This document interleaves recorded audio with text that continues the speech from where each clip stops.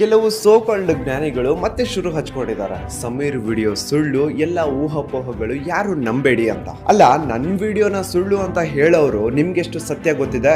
ಆಯ್ತು, ನನ್ ವಿಡಿಯೋ ಸುಳ್ಳು ಅಂತಾನೆ ಅನ್ಕೊಳ್ಳೋಣ. ಪಾಪ ಪ್ರಜ್ಞೆ ಅನ್ನೋದು ಕಾಡಿ ಭೀಮ ಬಂದಿದ್ದಾನೆ ಅಲ್ವಾ? ಪೊಲೀಸ್ ಅವರು ಅವ್ನು ಹೇಳೋ ಜಾಗಕ್ಕೆ ಅವನ್ನ ಕರ್ಕೊಂಡು ಹೋಗಿ ಗುಂಡಿ ತೋಡಿಸ್ಬಿಟ್ರೆ ಯಾರು ನಿಜ ಹೇಳ್ತಿದ್ದಾರೆ, ಯಾರು ಸುಳ್ಳು ಹೇಳ್ತಿದ್ದಾರೆ ಪ್ರತಿಯೊಂದು ಕ್ಲಿಯರ್ ಆಗ್ಬಿಡುತ್ತೆ. ಸೊ ಯಾಕೆ ಪೊಲೀಸ್ ಅವರು ಈ ಕೆಲಸ ಮಾಡ್ತಾ ಇಲ್ಲ? ಒಬ್ಬ ಜೀವಂತ ಸಾಕ್ಷಿ ಇದ್ದಾನೆ, ಅವನಿಗೆ ಪಾಪ ಪ್ರಜ್ಞೆ ಅನ್ನೋದು ಕಾಡ್ತಾ ಇದೆ, ಅವನು ಎಲ್ಲದನ್ನು ಬಂದು ಮುಂದೆ ಹೇಳಲಿಕ್ಕೆ ರೆಡಿ ಇದ್ದಾನೆ ಅಂತ ಸಚಿನ್ ದೇಶಪಾಂಡೆ ಹಾಗೂ ಓಜಸ್ವಿ ಗೌಡ ಅವರು ಒಂದು ಲೆಟರ್ ಬಿಟ್ಟು ನಿಯರ್ಲಿ 1 ಮಂತ್ ಆಗ್ತಾ ಬಂತು. ಆ ಲೆಟರ್ ಬಂದಾಗಿಂದ 1 ತಿಂಗಳಿಂದ ನಾವೆಲ್ಲ ಕಾಯ್ತಾ ಇದೀವಿ. ಪೊಲೀಸ್ ಅವರು ಏನಾದ್ರೂ ಆಕ್ಷನ್ ತಗೊಳ್ತಾರೆ, ಭೀಮಾ ಇಂದ ಅವ್ನ್ ಎಲ್ಲೆಲ್ಲಿ ಹೆಣಗಳನ್ನ ಹೂತಿಟ್ಟಿದೀನಿ ಅಂತ ಹೇಳ್ತಾ ಇದ್ದಾನೋ ಅಲ್ಲೆಲ್ಲ ಅವನಿಂದ ತೋಡಿಸ್ತಾರೆ, ಆ ಹೆಣಗಳೆಲ್ಲ ಹೊರಗೆ ಬರ್ತವೆ ಅಂತ.